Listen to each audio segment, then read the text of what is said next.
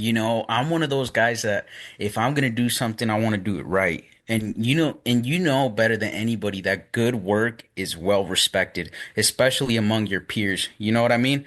You don't want all these other guys saying, "Nah, this guy doesn't do good work. This guy's a hack." You know what I mean? I don't want to be that guy. Hey, welcome back to All Things Wood Floor. I am your host, Steve Diggins of Specialty Forest Products and the fabulous Wood Floor Business Magazine, your online and print media guide to the flooring stars of today. Today, my guest, next-gen flooring superstar Israel Alejandre. He's from Cedar Oak Flooring in Middlefield, Ohio. Each year, Wood Floor Business presents the next generation of up-and-coming hardwood floor pros. We discuss what makes them so successful, and then we share all that we learn here with you, flooring's best and brightest. So without further ado, Israel Alejandre, next-gen flooring pro, welcome back to All Things Wood Floor. Let's get to it.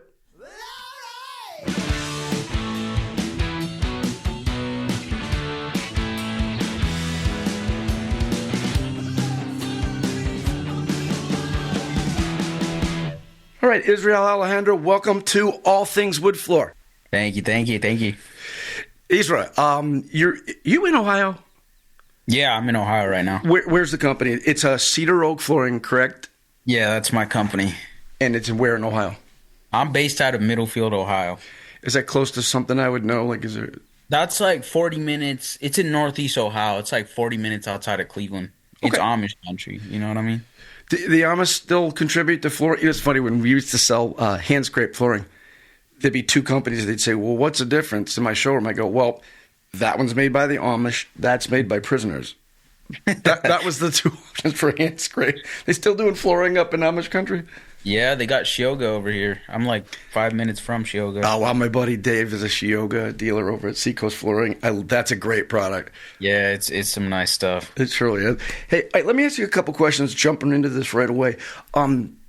First of all, what got you to jump into hardwood flooring? Is this something where did it all start? So when I was like 16, my uncle, he's a carpenter. He's like master carpenter, really good. But he also did wood flooring on the side.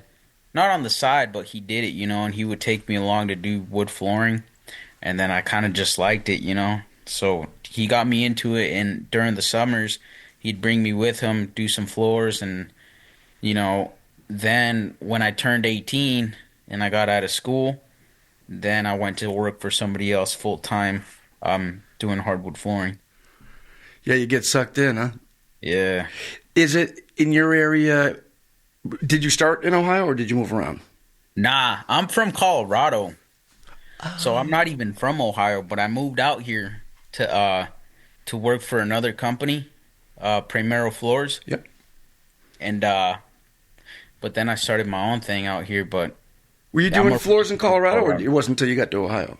Nah, I did floors in Colorado, so my boy David Harris, that's basically my mentor right there. So he taught me like my uncle, he would teach me, but it wasn't like he wouldn't get in depth with it. You know what I mean? Until I started working full time for David, then I really got into the wood flooring. So was it any different? Here the markets are different within 100 miles. Is it different type of market in the Colorado market as opposed to where it is in Ohio? Will you do an install and sand and finish or just one or the other? Nah, when I was with David, it was install and it was everything. Everything. You know what I mean? But then I was doing that, but when I came here to work for this other company, they would separate it. So I would be sanding, another team would be installing. You know what I mean? How do they get you? It's so hard when you're putting a crew together. The first thing you want to do is give a new kid the edger, but it's the one that's going to go wrong terribly. What did they start you on? What did they throw at you first? With David or here in Ohio? Like when you very first picked up equipment or got on your very first job? Oh, dude, I was an edger guy for like 2 years, man, 2-3 years. So I'm a really good edger. You're one of those guys, you're like, you'll just go right for the edger? Yeah, so like right now, my girlfriend works with me. I'll put her on the big machine, you know what I mean? And I'll do the edges. Because it's just, I think the edge is harder than the big machine. It is. That's why I say you want to put somebody there because it's straining, but it's the most that can go wrong. Yeah, you can run it wrong. Yeah. I remember when I was working with David, I sanded right through a floor one time, and I didn't even know. He went to go He went to go pick up some material. He came back. I sanded right through the floor. Was it solid or engineered? It was solid. He's like, "How did you sand through this floor?" I was like, "This thing wouldn't get flat." But I didn't know, you know what I mean? So he had to come back and replace, repair a section because I sanded right through it. My first one, we didn't know the floor was engineered. I didn't even know what engineered floor was. I'm edging, and the grain's going against the wall. I look, Yeah. and all of a sudden, I shut my edger off, and I go, "Hey, Pete, the grain of the wood just is going the other way." Like, that's interesting. We ate through the first layer of oak, and now we're in the plywood, which goes the other way. So, Yeah. yeah. Well, luckily it was a stain job. So that's how you got. That's how they. How old were you? You think when you first got into this? 16. With my uncle, I was like 16. Yeah, you got in there early, man. You're part of all this because Wood Floor Business Magazine does the next gen thing. It's like the next generation of younger guys that are coming up, women and men that are making an imprint. Like guys like you that seem to just get it quick, make a business out of it, and run with it. Anybody that's been in this business long enough, they'll usually tell you they don't have any idea how they got into it, but they know they'll never get out of it. This is how it goes. I could tell from your writing in wood floor business, it seemed like you already got a ton of pride and respect, for what you do, your association with wood. Does that motivate you? Like, some guys just smell wood and we're in the game. It does motivate me, and I'm one of those guys that if I'm gonna do something, I want to do it right. And you know better than anybody that good work is well respected, especially among your peers. You know what I mean? You don't want all these other guys saying, "Nah, this guy doesn't do good work. This guy's a hack." You know what I mean? I don't want to be that guy. Yeah. I want to be that guy that's like, "Damn, that guy does some real good work." Like, you know what I mean? Don't count me out. So that's where I get my motivation from to really push and do the best work, and because I was taught from the best. You know what I mean? Like, I know the guys that are in this industry. I look up to the big dogs, the big players, and I'm like, you know what? I want to be there too. And you don't get there by being, cutting corners. You got to do everything right. You know why you're so good? I'll tell you why. Because you know in your heart and your mind that you can do it. You're capable of it. You don't even question. Don't you? Every day you look at a floor and go, I can do this better. Easy. Did you ever walk away from a job and go, well, that's perfect? What do you mean? Did you ever leave a job, pack up, get paid, and go, that was perfect? I remember every job, every corner, every lint, every. Mm-hmm. You know what I mean? Like, you look at a job and you're like, I really did that. Like, I just outdid myself. Right. Dude, that feeling is a good feeling, man. Hey, you start driving around the neighborhood going, I did that one, I did that one, I did that one. I did all these houses. This is my neighborhood. But you started this stuff when you were 16. Yeah. Again, with does your uncle still do flooring? Is he still around? He does flooring, but like I said, he's a carpenter. He does mostly like cabinets and shelves and stuff like custom stuff. You know what I mean? Yeah. Trim, all that. He's a woodworker. He's a woodworker. So well, you guys probably don't have. If it's bad weather, raining, cold, whatever, he probably would say, "I'll do the floors myself." If he needs extra work, if not, he's going to probably call you. Yeah. So now, so from 16 to when did you start Cedar Oak? About 2022, 20. Nah, dude, I started Cedar Oak Flooring in December of last year. Oh, okay. So Yeah. what happened between all that time period? Like, you must have had some challenges. Like, give me how do you get started? Like, what was your first day you're working with other people's equipment? When did you first go, okay, I need a vehicle and I need equipment? I mean, dude, it was tough because I was in Colorado, right? And then my lease was up, and my girl wanted to move to Vegas because that's where her family was, right? So from Colorado, we moved from Colorado to Las Vegas. And I was in Las Vegas for like a month or two, and I couldn't get into the wood floor industry there, bro. There was like no wood flooring there. And so I put on the dust life like, yo, because I already left Colorado. That's where my family is. You know what I mean? So now I'm not tied down to anything. I'm in Las Vegas with my girl's family. I'm not tied down to nothing no more. So I posted on the dust life, yo, I'll go anywhere. Like, who's got work for me right now? Like, I'll pack up. I'll move out there. I'll work for you.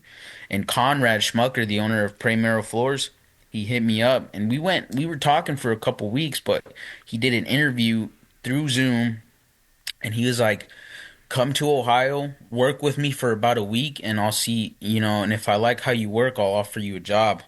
And I was like, a week? Like, dude, I was running out of money. So, and then I ended up getting a job at this burger place for like 2 weeks, dude. Before I left Vegas, I worked at this burger joint for 2 weeks and then got one check. And I was like, nah, I'm going to use this check to get out of here. So, with that money and the last check my girl got, we went to Ohio, but Conrad was like, just come for a week. He didn't even like tell me I had the job. It was basically just to like, see what I could do in 1 week, and maybe if he liked me, he'll offer me a job. But I already like, because we had a car in Las Vegas, I already like transported it to Ohio. So it's like, and I already packed up all my stuff. So it's like, if I don't get this job, I'm kind of toast. You know what I mean? What am I gonna do? I kind of had like a plan B, because there was a guy in Pennsylvania who offered me a job too. So I was like, if it doesn't work out with Conrad, then I could probably go to Pennsylvania and keep doing it. But I was already on the road. I packed up all my stuff, sent the car over, and I was just kind of hoping he'd offer me a job. Did you have flooring equipment or just? Heck no. No, I wouldn't think so. Nothing. I had nothing. It was just me and my clothes and my hands. Go back a second. When you left Colorado, I'm thinking you went to Ohio for the girl, not the flooring. Did you look ahead and go, hey, they got a lot of flooring there? Or did you just go, I'll follow her and there'll be work to do? Well, she followed me. Oh, why'd you go to Vegas? Because her family was there. All right, 125 degrees in the summer, and it's just bone dry. I don't even know if it's a flooring market. Someone will listen to the podcast and go, dude, I work there every day, but I just left there. I didn't see anything but desert. I don't know if it's the greatest place for a hardwood flooring company. Yeah, dude, and I was looking and I couldn't find nothing, and I was like, I can't do this. Like, I can't live here. Like, I need to do floors again, because that's what I do. You know what I mean? Like, I'm good at it.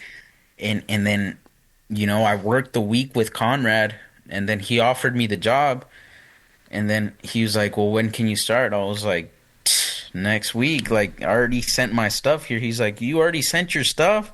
I was like, well, yeah, dude. I was like, I put all my cards on the table. You know what I mean? It was just one of those things. Wow. So then you had to join them because you didn't have equipment to do it yourself.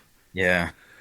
So give me kind of the order here. Who came first? Conrad, David Harris, Dust Life. Give me how that all worked out. All right. So I met David first, and that was fresh out of high school. You know what I mean? I didn't have a car. Can you tell me about, because I don't know about David Harris, but I've read about him online. Give me that.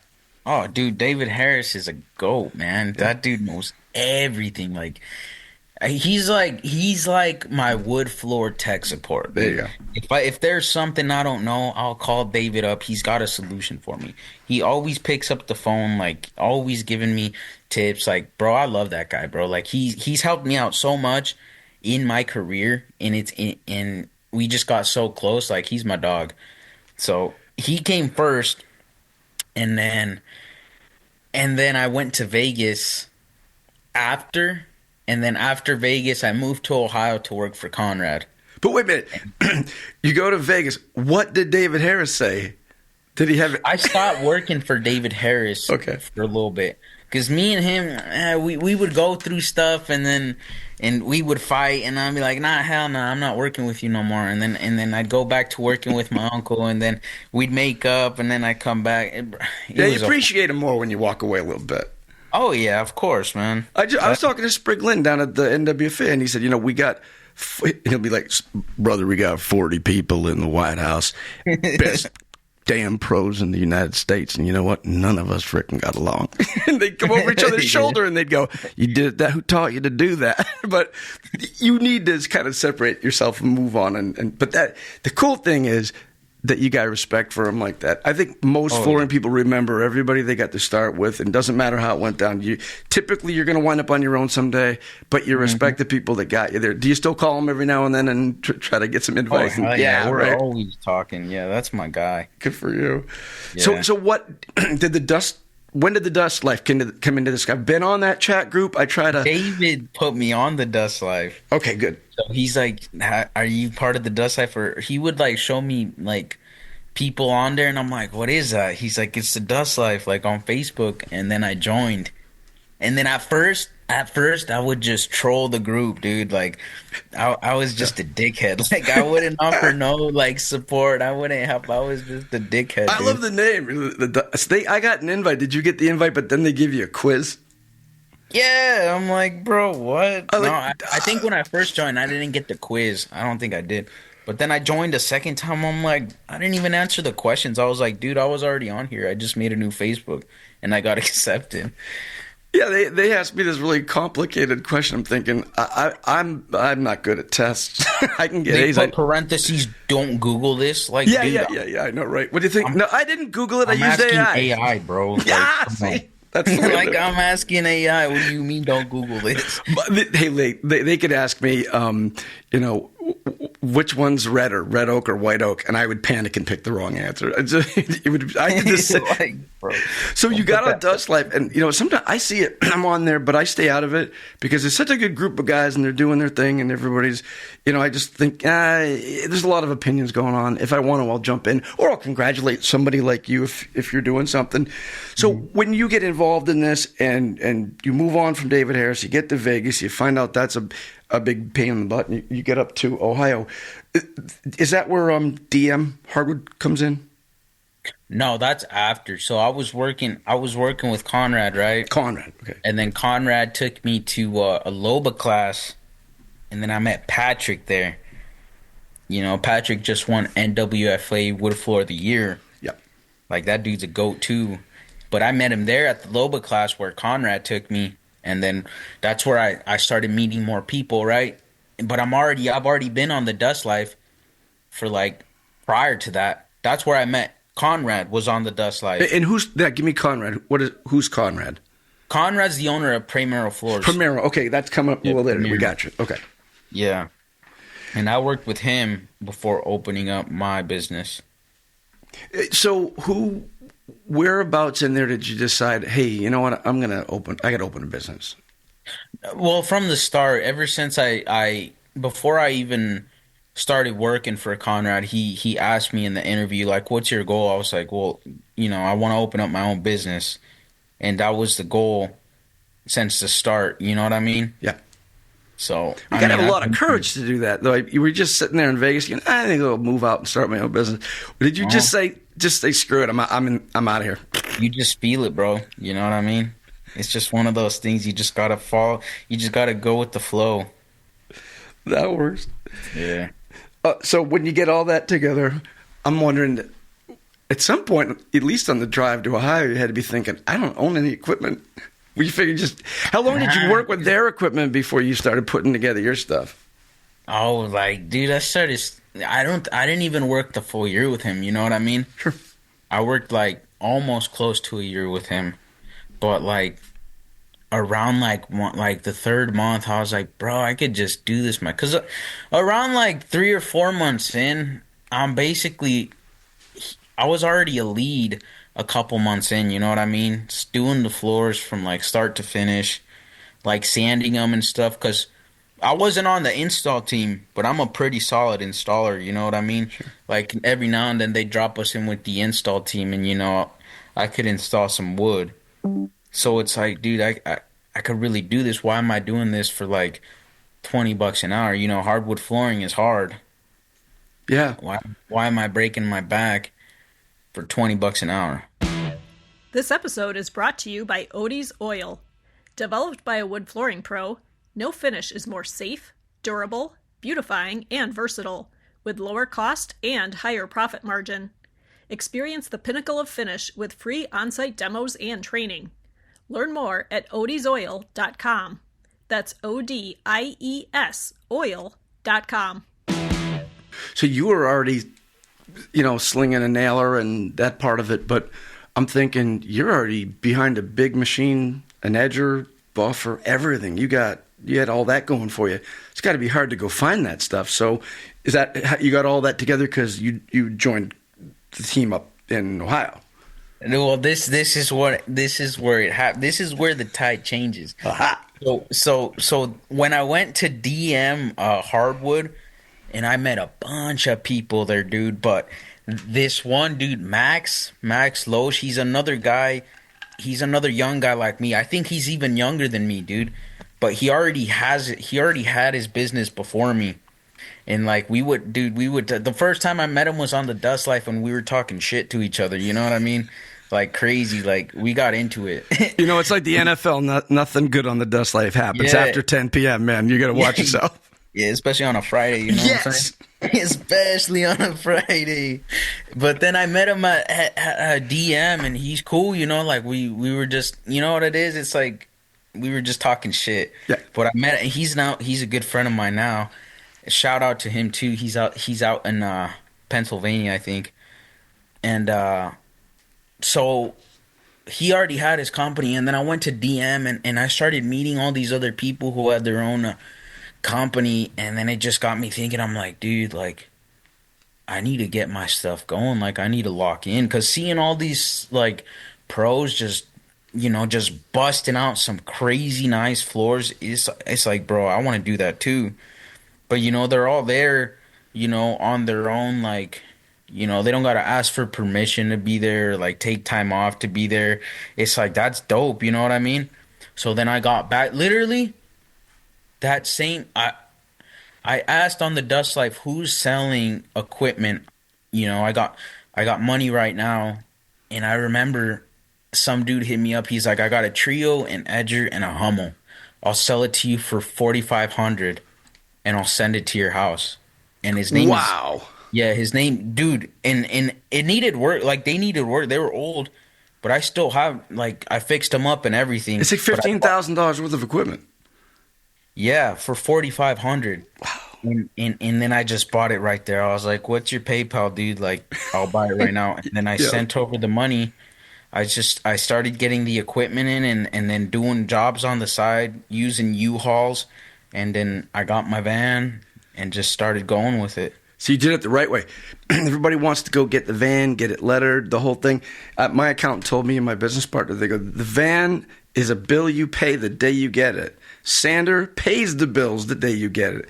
So we were stuffing my big sander in my wife's car, and it was ripping the ceiling. It was like a Ford Escort. And as soon as we got that money, man, we went out and we got the van part of it. Yeah. So when you're transitioning into being now you're a business owner. You're not just a contractor, you're a business owner. What kind of stuff was really challenging for you? Because think about it. I'm thinking you can't just go out and do the work. You got to call, you got to get the work, you got to book it, you got to get paid, you got to collect, you got to put your money away. How did you transition to just becoming the business owner? Dude, it's just finding the time, because I'm working full time for another guy, right? But then I'm trying to build something on the side. It's kind of hard. So I was just stacking tools, right? And keeping them in my shed. Yeah. So I was just stacking tools, and then there's this guy named Jason Potts. I don't know if you've heard of him.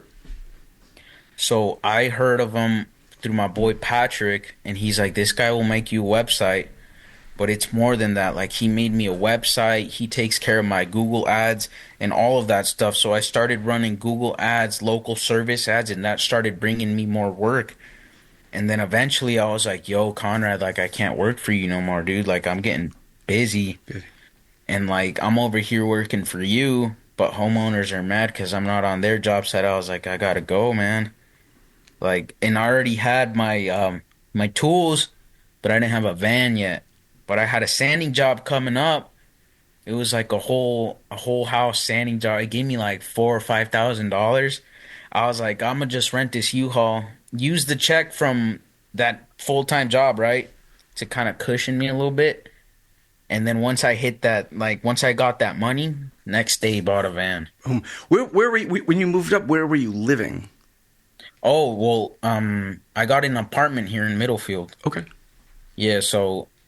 It's great because I was at like a bed and breakfast for like 2 weeks, and the lady was super chill, dude. Like the first week, she charged us like a lot of money. It was like $1,000 for a week, right? Or I don't even know. It was something, but I ended up just getting along with her, and then the next week she was like, I was like, can I stay here for another week while I look for an apartment? She's like, yeah, you can only pay me half.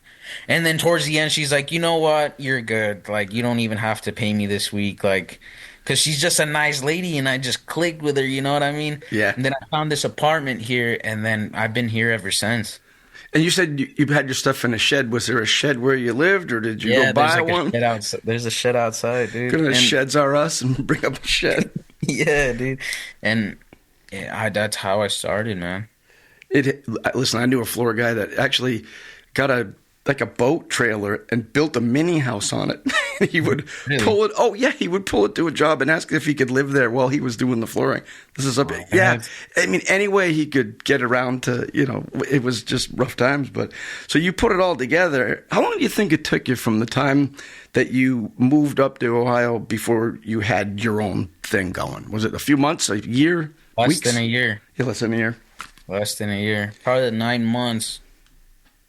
Probably 9 months. 9 or 10 months from the time that I moved here to the time that I opened up Cedar Oak Flooring. It was like, What was the toughest things that you like? Are there any things that you had to go through that were really rough that it still exists now? Whether it's like catching up or paying the bills, getting I your mean, material. like, it's just that presence, like people knowing you. Because honestly, if it wasn't for Google ads or local service ads, I probably wouldn't have work right now. Right. And it's a lot of money to run those ads. So it's like you got to run the ads to get that money. But like right now, I don't even have a job for next week, right? Right. But I know people in the area that have other wood floor businesses that met me from the dust life and stuff that offer me work too, because I post videos on social media of me doing work and stuff. I've Like watched I do them. good work. Yeah. So I do good work and they see that. So, and they've hit me up too, like, yo, if you ever need something, hit me up. So I just hit someone up from the area. Yo, I don't got nothing going on next week. He said, come on down, help me install. So you know what I mean? Sometimes you get the hard part is like that presence of like people don't kind of know that I'm here yet. You know what I mean? Sure. I Like talked to Fino from Fino Officio on a podcast, and what he said when he came to the U.S. that he really liked was the veterans in the industry. They're not competitive. They like to share information. You're doing the right thing. When I was a floor person, I got it was like a 1 million square foot contract at a university. I could never handle that. I went to all my competitions, said, "Would you like to work together?" And most of them were like, "No." Then they thought about it. I go, "Well, do you want to give this project to some company from out of state, or do we want to work it together?"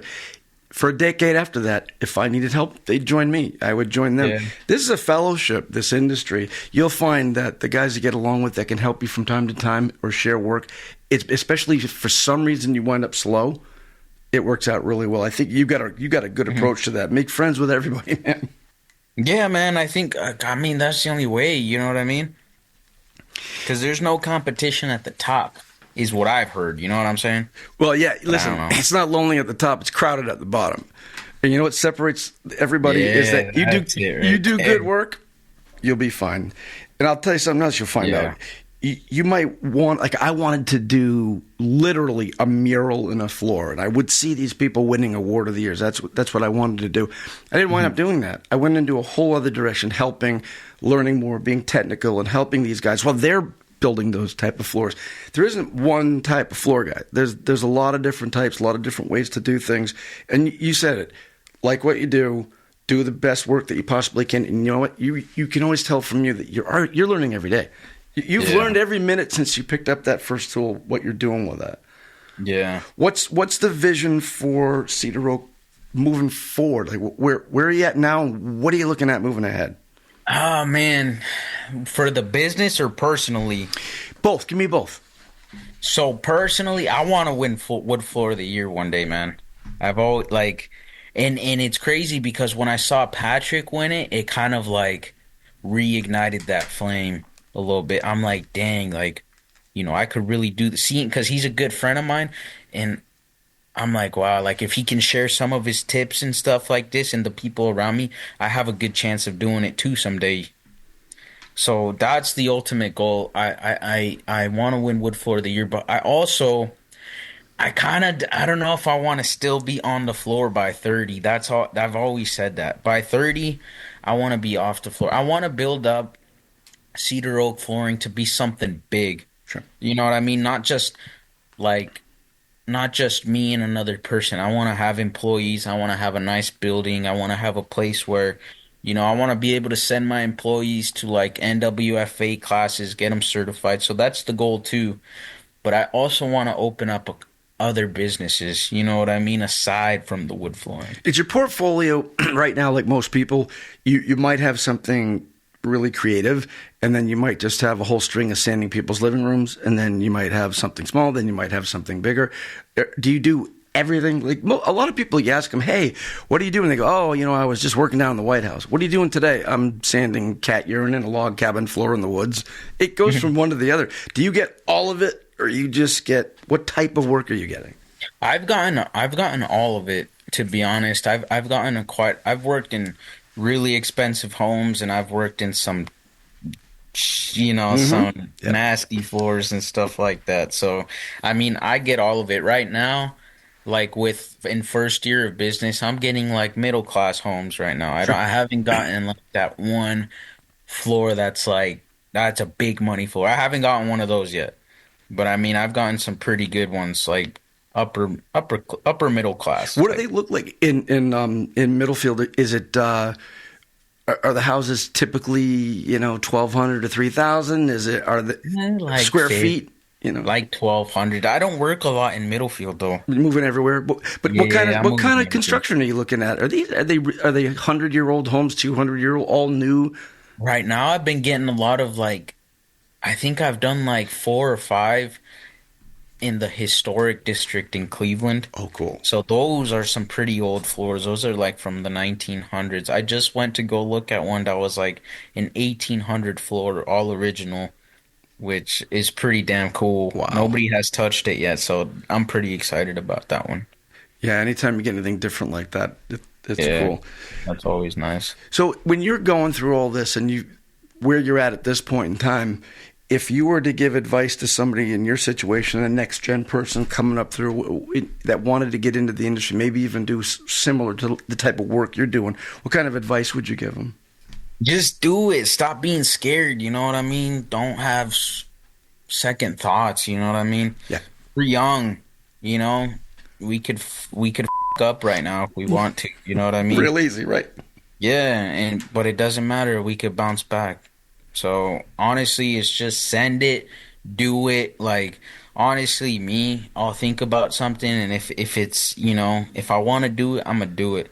I don't care what this guy says, what this guy says. Some older guy saying no, don't do it. Like I don't care. I'm gonna do it. I'm gonna find out if it's good or bad. Just don't be scared. That's the difference between a lot of successful people is that you go do it. I wrote a children's book, and I had 100 people tell me, oh, I would have done that. I want to do that. You're probably better at it, but let me tell you, I did it. Like you're saying, go do it. What are you afraid of? Life's kind of short. Get out there. This is flooring. We're not saving care lives. Too much about what other people think. They do. You know what I'm saying? Like, this guy doesn't pay my bills. Like, yeah, this guy might be talking shit about me. I don't care. At the end of the day, it's me versus me. I'm not looking at you about me versus you. I'm trying to better myself. I want to see how high I could go, how far I could run it up. You know what I mean?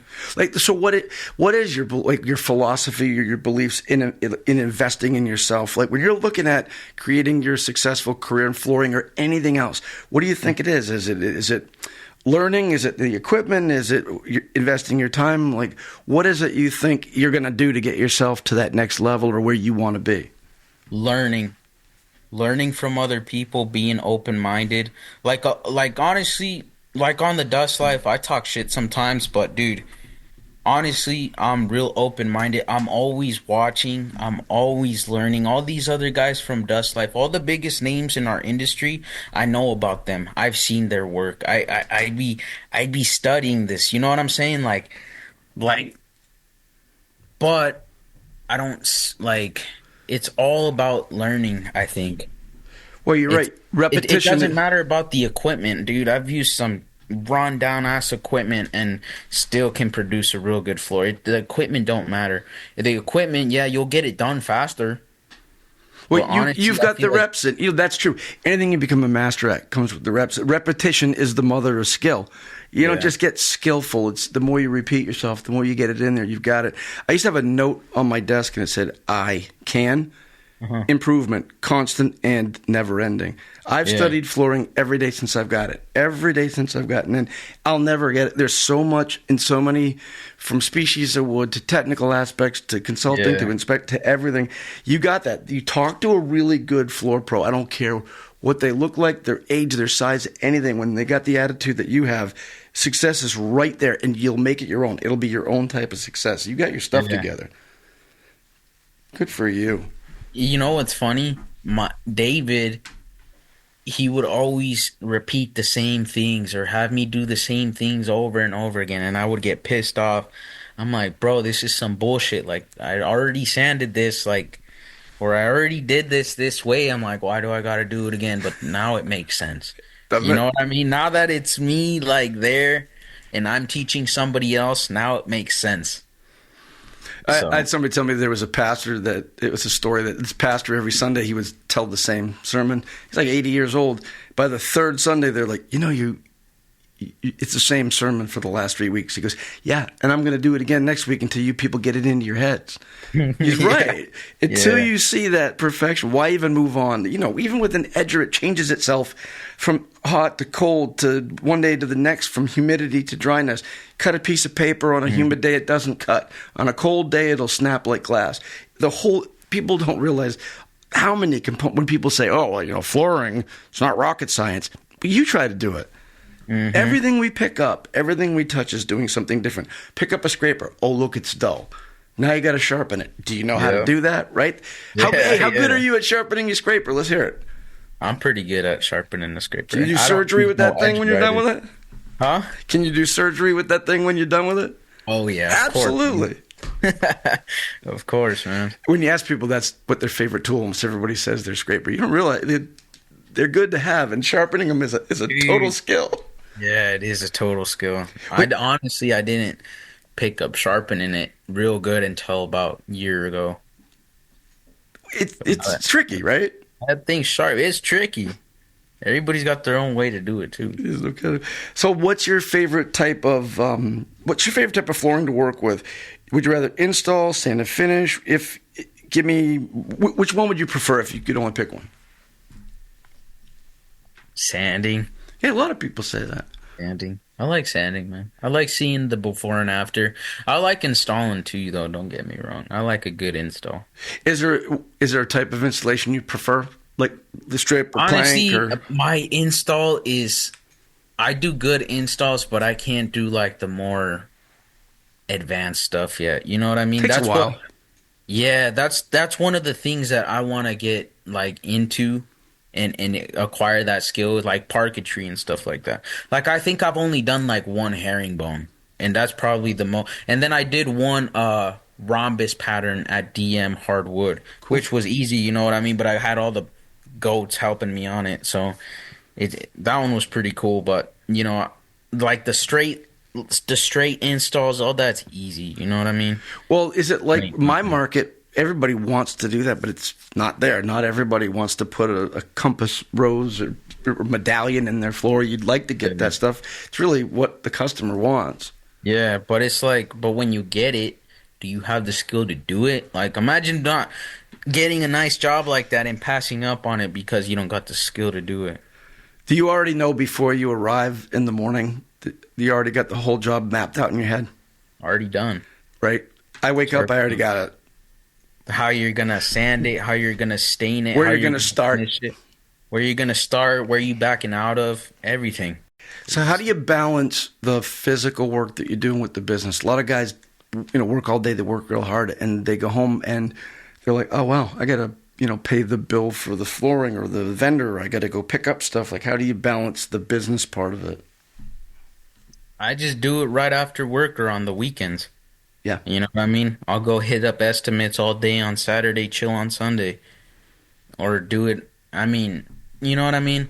Like, honestly, I'm doing all right now. I'm not that busy. I mean, it's my first year. I'm not that busy right now. No, a lot of guys say what you did. They'll be like, well, it's Friday. I got to get something together for next week. Yeah. And eventually one day you'll go like, I've got stuff for the next 3 months. Yeah. Well, once I get there, I'm going to have people working for me. Anybody help you, or you're just flying solo right now? Nah, I got my girlfriend. She's my helper. I bet she's good, too. She's getting good. No joke. Yeah. Not a whole boatload of lady floor pros out there, but there are, and the ones that are out there are amazing. Yeah, they're pretty good. So did you drag her into that, or she's just like, listen, I got to go watch you? Dude. I dragged her into this. Like, hey, I need help. I can't carry that Hummel down. I mean, I could, but I'm not trying to break myself. You know what I mean? So I'm like, hey, I need help. She's down, so that works. But she's learning from the best, dude. So she's getting the hang of it. See that? She should pay you to work. She should pay me. That's what I'm saying. That's all I'm talking about.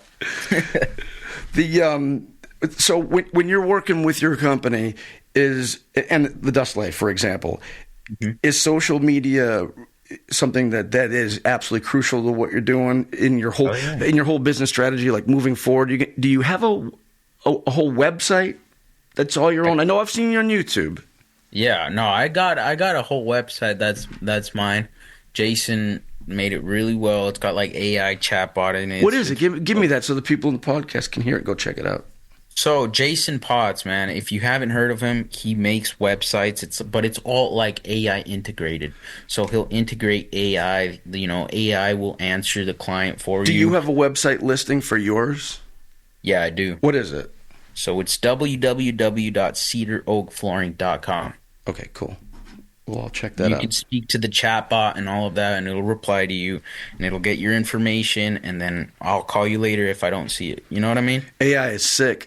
I called the place, order a pizza the other day, and I realized I was ordering it from AI because it read my wife's name on the phone number and kept calling me Sue. And I go, this sounds like a dude I'm ordering a pizza from, but he keeps calling me Sue. It was AI. Dude, AI is so badass. It is. It's like, so that's good that you got that straight. That's a good thing to get out of the way, because we always talk to people and they'll say, well, how do I start my business? And, it's not like the old days where you got in the phone book or whatever, and people go, I guess social media, but how and where and why? A lot of flooring pros know tools and mechanics. They might not know a lot about the internet or how to work with social media. And it's not just, jumping on Facebook. If you can have a parked site where people can get to it, see what you do, go on, get a hold of you, book work, schedule things, or even get an estimate, that's a big deal. Oh, yeah, man. Dude, if it wasn't for Jason, I would have been lost. I mean, I'm pretty good with technology, but just adding that technology aspect to it while you're building a business, while you're working for someone else, it could be kind of overwhelming. You know what I mean? Yeah. But then if you have a whole team working in the background, helping you with your ads, helping you with your marketing, helping you with your website, it makes it a little bit easier. So what's the big dream moving forward? What's your short-term goal? Where do you want to get, like, in the next year? In the next year? Yeah. More equipment, a better vehicle, some help. Honestly, probably more equipment, maybe some help. I'm trying to open up another, business low-key, though, kind of. Yeah. Because I live in, a small town. Kind of want to open up, a taco place. Oh, my God, there you go. Flooring tacos. Perfect. Yeah, you know what I mean? But it's, small. There's, only one other Mexican restaurant. And I know about Mexican food. You know what I'm saying? Oh, that figures, because I'm in New Hampshire. We got terrible Mexican. My wife's from Colorado, and she's like, in Colorado, the Mexican food's great. It's really bad here. The best restaurant we got is about a 7. Yeah, that's rough. I mean, the restaurant we have here is pretty good, but I mean, I think if I opened something and employed some of the people that I know that really cook, I feel like it'd be a hit. So I'm kind of looking into that right now. I got your byline. Quiero hardwood floor. Look at that. It's perfect. We've got it. You'll be good. You know what? You park a taco truck at every site that you do. It'll give you something to eat at lunchtime. People will pull up. They'll ask you if listen. whatever marketing and development it takes for you to get out there and get your work done, you go ahead and get it done. So how about physically? You're a young strapping guy. How do you feel at the end of the day? What gives you the most pain? Is it the sander? Is it the edger? Or are you just getting through a piece of cake? Honestly, bro, like I be hitting the gym and stuff. Hardwood flooring ain't nothing. I mean, honestly, if you got to be strong in this industry, bro. So, I mean, I hit the gym probably every day. So, I mean, honestly, work is a piece of cake. But that's why I want to get out of it by the time I'm 30, because I see some other wood floor guys are all f***ed up. Yeah, I got out at 32, and guess what I did? I got back in it for another 30 years. Yeah, I say it all the time. No one, once you touch a floor sander, you're not getting out of this. You're in it for the long haul. Yeah. I talk to 70-year-old guys that are out every day. I'm like, what are you doing? They're like, I got bored. I'm sanding on a Saturday. I'm like, you want to sand on a Saturday? Can't you play golf or something? I mean, sometimes the sanding on a nice Saturday, man, it hits different. It definitely. Listen, I'm going to throw at your rapid fire questions, and I'm going to let you escape my clutches. I'm going to throw at you rapid fire questions. You know the rules. We try to answer them quickly. Unlikely that's going to happen, but are you ready? Yep. Israel Alejandre, if Hollywood made a movie about your life, who would you cast as you? Shit. Kevin Hart. If you weren't in the wood floor trade, what would you be doing? Shit, probably making tacos somewhere. Good for you. Taco Bender. Got it. What's your favorite tool that you own for hardwood flooring? What's your favorite tool in your bag that you couldn't do without? I got a hip scraper that my girlfriend got me as a gift. What is that? It's like a curved blade scraper. Is it really long? You use it to like hand scrape wood flooring. Gotcha. You taking a break during the day, right? What do you do on your flooring break, if you get one? Eat lunch. What do you eat? What do you get? Don't say taco. We've been there. Nah. I'd be honestly whatever my girl makes. Got it. So when you're looking at, let's say, the floors that you're doing in your area, if you particularly chose to build your house, your design, your floors, everything, you got to do a little more modern, minimalist, or do you like a more rustic, traditional, old-fashioned type of look? Shit. If in my home, my hardwood floor would go crazy. Like what? Medallions, parquetry, all kinds of shit. Brass. Different rooms, flames, different vibes. You know what I mean? 3-point line. Yeah. All of it. Yeah, dude, it'd be crazy. The last question is, in where you're living right now, you got carpet in that place, or is it all wood flooring? Oh, it's like carpet and vinyl. Wow. You're the first guest to say that. Yeah, carpet and vinyl. But I mean, I'm renting this place. When this podcast airs, I would stay away from Dust Life for about 60 hours, just in case. Oh, they're going to cook me, dude. No, you're good, man. Yeah, listen, you're one of the pros. I know a ton of them, and they all speak exactly like you talk like the guys have been doing it for 60 years. You're gonna be doing just fine at all this. Israel, thank you very much for spending your time with me. It's great. Congratulations on all you do. You ever get stuck, you call me. I know a lot about this crap. I'd be glad to help you out myself. Well, yeah, man. I appreciate that. All right. We will talk soon, buddy. Thank you for being on All Things Wood Floor. All right. Thanks for listening to this episode of All Things Wood Floor, brought to you by Odie's Oil, the wood floor finish that is safe and beautiful while delivering a lower cost and higher profit margin. If you liked this episode, please rate and review All Things Wood Floor, and don't forget to subscribe.